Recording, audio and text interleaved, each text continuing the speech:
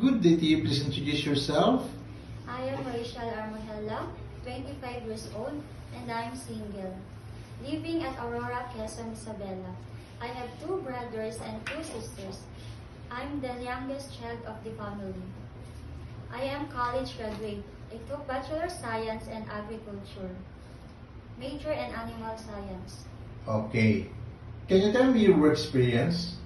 I work as housemaid here in the Philippines. 1 couple and 2 children, ages of 8 and 12 years old. I do household chores like cleaning, ironing, cooking, and laundry. And my main duty is take care of the children. Okay. In your previous employer, how would you take care of the children, especially when sick? If the baby has sick, I will check the temperature and I will call my employer. Okay. How would you describe yourself?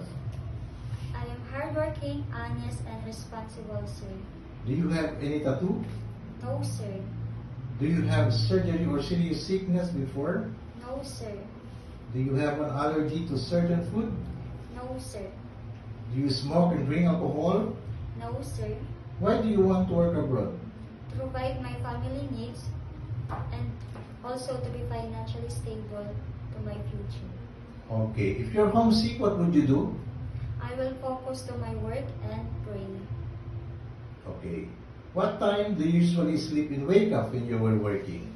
I sleep around 10 a.m. and woke up 5 a.m. Are you the one who do the cooking and marketing at home? Yes, sir. Sometimes kids are super active and they tend to be out of control. How would you control your temper? I will be calmer and patient, sir. Okay. Do you accept no day off but to be paid instead by your employer? Yes, sir. When you visited the parents, relatives, and friends of your employer, will you help and do the housework there? Yes, sir. Can you promise not to lend money in Hong Kong? Yes, sir. Are you scared of dogs and cats? No, sir. Are you willing to share a room with kids? Yes, sir. Do you promise not to use cell phone during working hours? Yes, sir. Do you promise to finish your contract? Yes, sir. Can you cook Chinese food? No, sir, but I'm willing to learn. Okay. Can you sing a nursery song? Yes, sir. Baba, black sheep, have you ever won? Yes, sir, 3 bags full.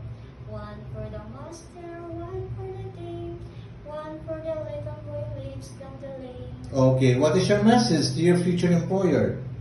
Good day, Mom and Sir. Hope you select me as your helper. I am honest and responsible person. I promise to serve your family with all my best. Thank you. Okay.